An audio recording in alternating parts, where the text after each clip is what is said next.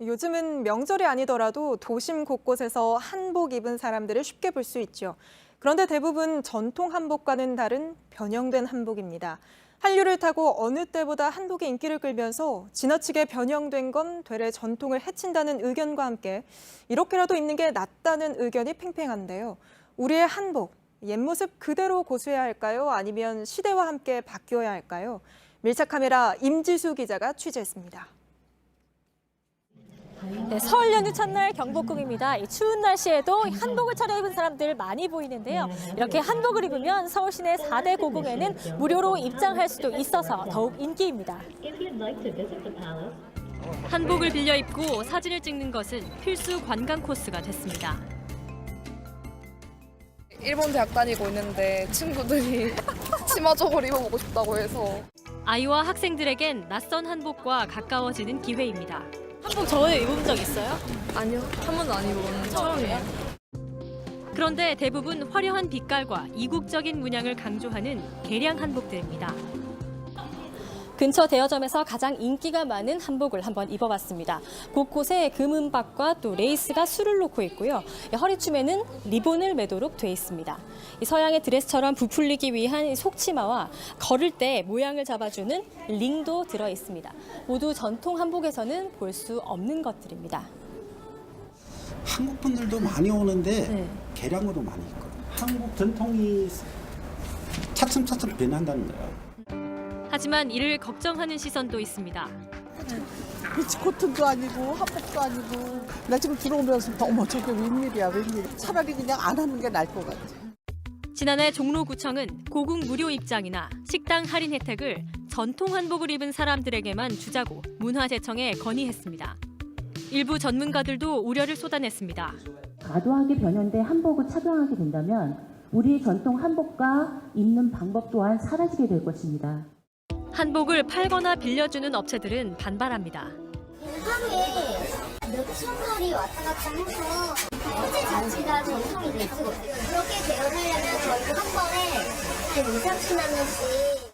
전통 의복도 시대에 맞게 변하는 것이 자연스럽다는 겁니다. 이게 지금 섭이죠. 여기 섭이에요. 이 고름이에요. 깃, 동정 다 있어요. 소매, 베레 다 있어요. 그런데 이제 전통이 아니다. 문화의 파괴가 아니라 새로운 문화라고 봐야 되는 거죠. 외국인들의 반응도 엇갈립니다.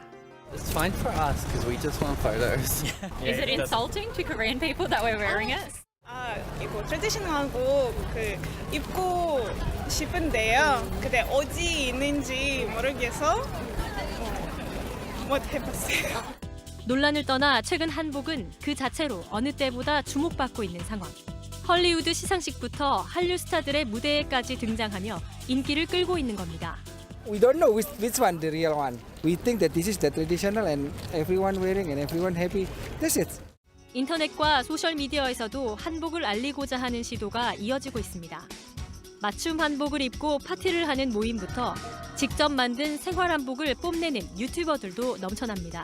매 시대마다 어떤 새로운 스타일이 한복의 접목이 될 때마다 굉장히 큰 진통을 겪었어요. 그때마다 한복이 새로운 스타일로 발전하고 탄생했어요. 옛것 그대로를 보존해야 한다는 입장과 시대에 맞춰서 변화시켜야 한다는 입장. 모두 우리 문화를 아끼고 또 지켜나가기 위한 이 방법의 차이일 수 있습니다. 어느 한편에 서서 이 각을 세울 일이 아니라 서로 이해하려는 노력이 필요한 시점 아닐까요? 밀착 카메라 임지수입니다.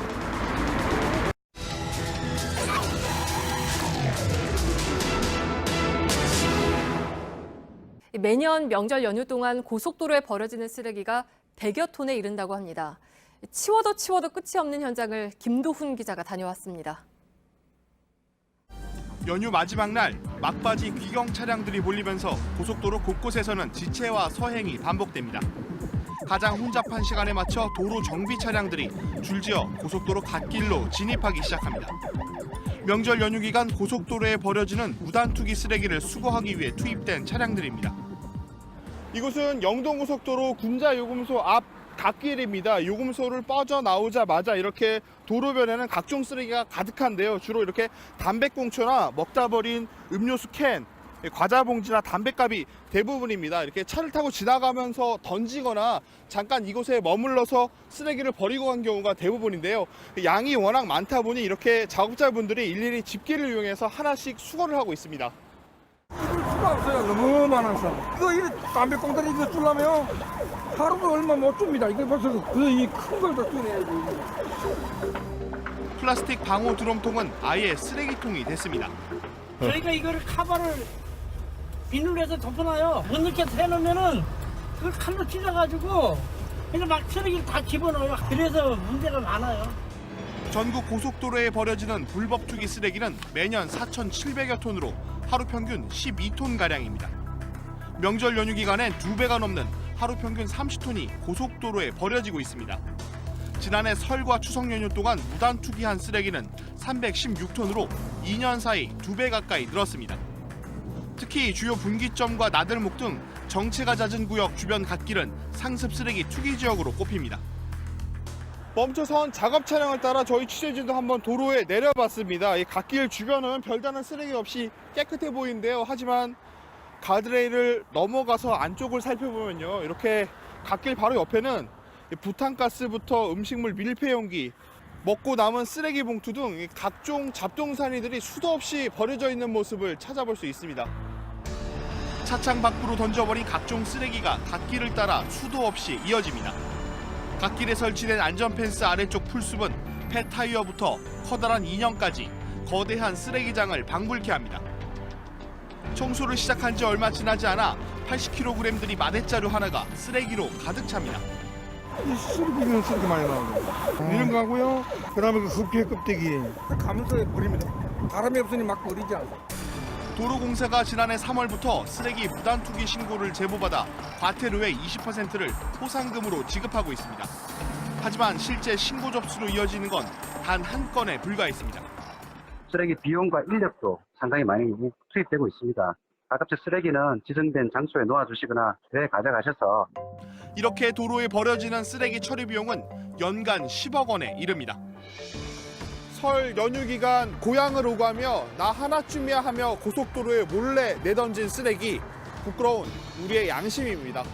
밀착카메라 김도훈입니다.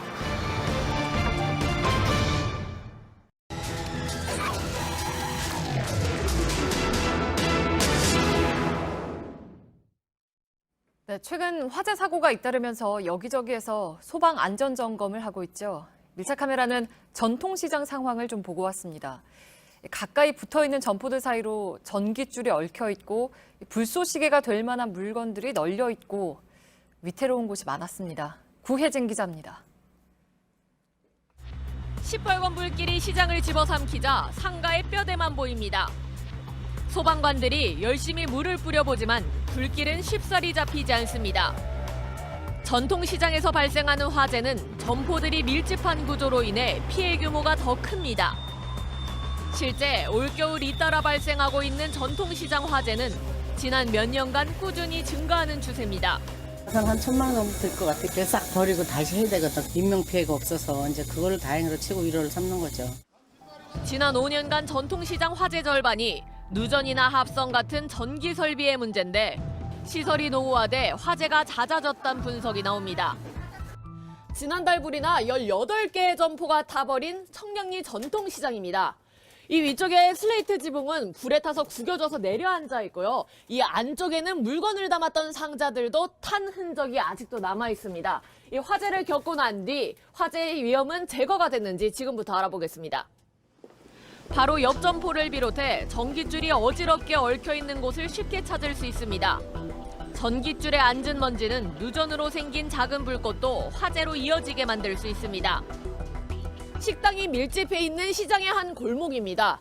위를 보면 전선 피복이 벗겨져서 전선 안쪽이 다 드러난 것을 보실 수 있고요. 그 위에는 전선 여러 개가 얼기설키 얽혀 있습니다. 또 이것은 도시가스관인데요. 도시가스관에도 전선이 지나는 것을 보실 수 있습니다. 하지만 이 가게 사이에는 불이 났을 때 불을 키울 수 있는 스티로폼과 나무 목재들로 채워져 있습니다. 이처럼 시장 골목엔 종이 상자들을 쌓아도 불이 번지기 쉽고 불판 바로 옆에 가스통이 붙어 있는 곳도 있습니다. 콘센트 문어발 사용도 눈에 띕니다. 골목 곳곳에는 화재 시 불쏘시개로 둔갑할 수 있는 상품 재고들이 쌓여 있습니다. 명절을 맞아 인근 소방서에서는 점포마다 화재 점검 매뉴얼을 나눠줬습니다. 이 매뉴얼 안에는요. LPG 용기 옆에 난로를 놓지 말라고 했지만 가스통 바로 옆에 난로를 놓은 곳이 많습니다. 영하 10도를 넘나드는 추위에 한 상점에서만 여러 개의 난로를 씁니다. 상인들은 어쩔 수 없다는 입장입니다. 소문이 너무 고사리, 호박, 오이, 딴 것들은 모르는데 이런 것들이 부족하고 몇 박스를 버렸어, 저번주에.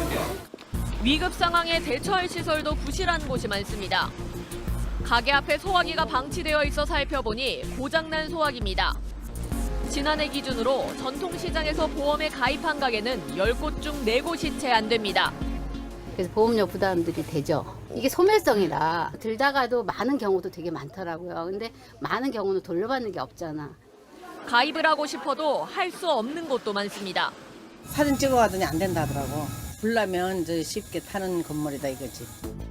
화재 위험 요소가 곳곳에 보이는데도 개선이 안 되는 탓에 전통시장 화재가 반복되고 있습니다. 시설 개선과 함께 제도적 개선도 시급해 보입니다. 밀착 카메라 구희진입니다.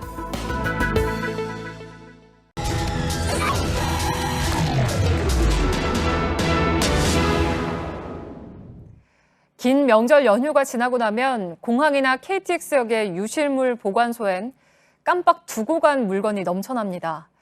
혹시라도 주인이 찾아올까 소중히 보관은 되어 있는데 잘 찾아가질 않아 골칫거립니다. 밀착 카메라 박소영 기자입니다. 지난 추석 연휴 닷새 동안 하루 평균 16만 2천여 명이 다녀간 인천국제공항입니다. 인천국제공항 지하 1층입니다. 공항 이용객이 많을수록 바빠지는 곳 중 하나가 바로 이곳 유실물 보관소입니다. 주인을 기다리는 유실물들이 바로 이곳에 모인다고 하는데요. 안쪽에 들어가서 좀 더 자세히 살펴보겠습니다. 잃어버린 물건을 찾거나 주운 물건을 신고하려는 이용객의 발길이 이어집니다. 보드카요. 한쪽에는 이제 캐리어 작은 거 끌고 가고 한쪽 손에는 이제 비닐봉지 들고 있었는데 잊어버렸어요. 또 나오니까 없는 거예요. 네. 다행히 주인을 찾아가는 분실물도 속속 나옵니다. Go to Jakarta, we take here. Thank you very much. 감사합니다. 지난 추석 연휴 동안 이곳에 정식 접수된 분실 신고만 511건으로 하루 평균 102건에 달합니다. 유실물센터 뒤쪽에 있는 창고에 들어와 봤습니다. 보시는 것처럼 7월, 8월, 9월 이렇게 월별로 나눠 진열대에 분실물을 보관하고 있는데 꽉 차 있습니다. 이 안쪽을 보시면요, 흡사 의류 매장을 연상케 할 정도로 많은 의류들이 이렇게 옷가지에 걸려 있습니다. 이번에는 좀 더 자세히 한번 살펴보겠습니다. 이렇게 물건을 봤더니요, 하나하나 유실물표가 달려 있습니다. 이 안에는 접수번호, 날짜, 그리고 간단한 물건 설명서가 적혀 있습니다. 특히 이번 추석 기간 동안 특이한 물건도 접수됐다고 하는데요. 이쪽을 가보면요, 이렇게 대나무와 그리고 안쪽에 장이 담겨 있지 않은 이렇게 장독도 발견됐습니다. KTX 서울역도 연휴 때마다 유실물이 30%가량 급증하는데 특히 선물 세트가 많이 접수되는 게 특징입니다. 이곳 서울역 유실물 센터 같은 경우는요, 특이한 점이 있다면 이렇게 2대의 냉장고가 있다는 점입니다. 안쪽에 뭐가 있을지 문을 한번 열어보겠습니다. 이렇게 여러 겹으로 쌓여진 포기 김치도 있고요. 특히 지역에서 올라오는 열차 같은 경우는요, 그 지역 특산물이나 아니면 유명 간식거리도 열차에 두고 내리는 경우가 많다고 합니다. 이렇게 접수된 물건을 잘 보관해보지만 장기간 찾지 않는 물건도 있어 골칫거립니다. 2015년 건데 이게 연락이 됐던 거는 저희가 함부로 또 어떻게 할 수가 없어서 공간은 한정돼 있는데 많이 찾아가지 않으시면 아무래도 보관하는 데 애로가 있고. 유실물 반환율을 집계하는 인천국제공항의 경우 지난달 주인이 되찾아간 유실물은 49.4%로 절반이 안 됩니다. 열차 안에서 발견한 검은색 장지갑입니다. 이 내용을요, 코레일 공식 홈페이지에서도 확인할 수 있는데 보시는 것처럼 습득 날짜와 장소가 자세히 나와 있어서요, 잃어버린 내 물건을 조회할 수 있습니다. 다만 이 물건이 내 물건이다 가짜로 주장하는 경우를 막기 위해서요, 일부 유실물 정보와 사진은 공개하지 않고 있습니다. 이렇게 하고도 9달이 지나도록 주인을 찾지 못하는 유실물은 관련법에 따라 복지센터에 전달하거나 분기별로 열리는 공매로 팔려 국고로 귀속됩니다. 주인과의 인연이 완전히 끝나는 겁니다. 명절에 잃어버린 물건에는 고향에서 가족들과 함께 보낸 시간이 묻어있어 더욱 아깝기 마련이죠. 오늘 공항이나 역, 터미널의 유실물 보관센터부터 차근차근 문의해 보시는 건 어떨까요? 예상 밖으로 주인을 기다리는 물건이 이렇게나 많습니다. 밀착 카메라 박소연입니다.